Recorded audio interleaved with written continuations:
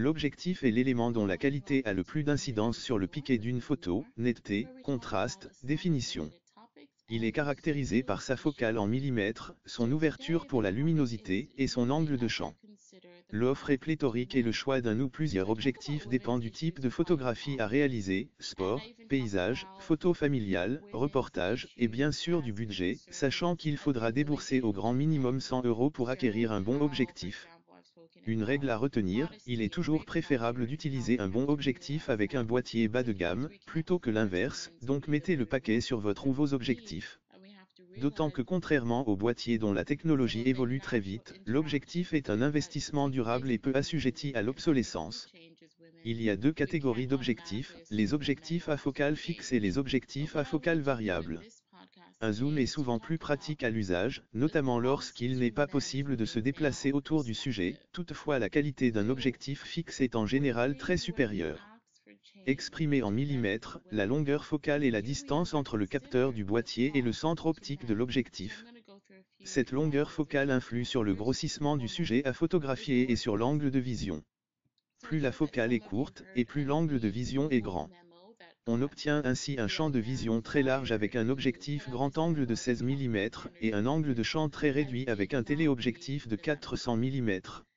All I know is from people who read the memo and people whose opinions that I trust is that it was much ado about nothing. Now I'll say, pointing out gender differences or cultural differences and passing this out as a memo in your workplace should be obvious to anyone that that's a bad idea.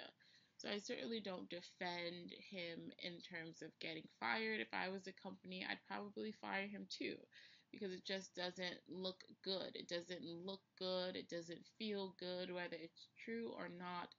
The question would be more about, is it appropriate in that format in the workplace?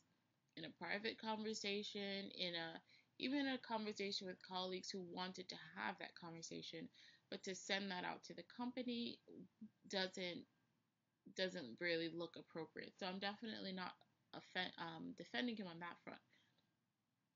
However, the biological differences that he pointed out, and again, I didn't read that memo specifically, so I'm talking about biological differences in general. If he pointed out real biological differences, we do have to ask ourselves when it comes to the workplace. For example, if we're saying that women are not as competitive as men, now that to me, it's true in the sense that there are some biological factors in competitiveness that more gear towards men's favor, for example, testosterone, aggression, and all of that. However, women who choose certain fields where they know there has to be competition often can rise up to that career field, just as men who choose work environments that where care is most prominent, they can rise up to that level. So that's an individual thing. But in general, women